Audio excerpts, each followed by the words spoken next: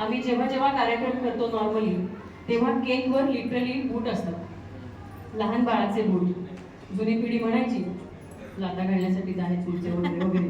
ते खऱ्या अर्थी कुठेतरी खरं करतात की काय असं कुठेतरी वाटतं. आपण चांगलं वेगळं काहीतरी करण्याच्या नादात असं काहीतरी करून बसतो आणि तिथे संस्कृतीचा ऱ्हास होतो आणि ही छोटी छोटी मुलं तेच बघत राहतात. इथे खूप छान गोष्ट आहे की येणारं बाळ सचिन तेंडुलकर व्हावं म्हणून तिथे बॅट आणि बॉल आहे, आणि येणारी परी अगदी परीच व्हावी म्हणून तिथे बॅट आहे.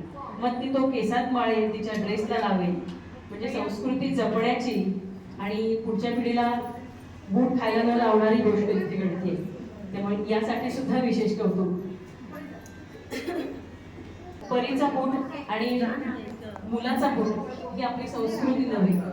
चप्पल बूट आपण बाहेर काढून येतो आणि हा नकळत हल्ली डेकोरेशनच्या नावाखाली केकवर आलं आपण ते खातो.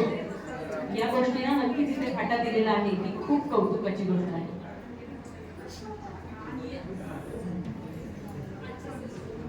Happy life to you. Happy life to you. Shri Ram bless you. Shri Ram bless you. Happy life to you. Happy life to you.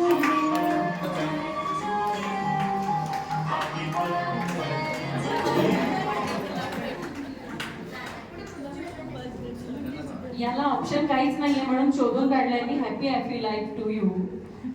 त्यामुळे आपण इतर शब्दांची धनी आहे, त्यामुळे नक्कीच मला तिचा खूप छान उपयोग होणार आहे. मी आता तिच्याकडून बऱ्याच गोष्टी लिहून घेणार आहे आणि या गर्भसंस्काराचा नक्की भाग होणार आहे बाळ जन्माला आले की पहिलं वही पेन मागणं.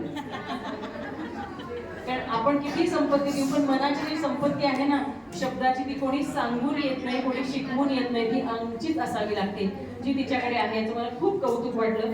तिने ज्या पद्धतीने लिहिलेलं आहे ते मला व्हॉट्सअपवर पाठवल्यावरच गाडीत वाचतानाच माझ्या डोळ्यात पाणी आलं होतं.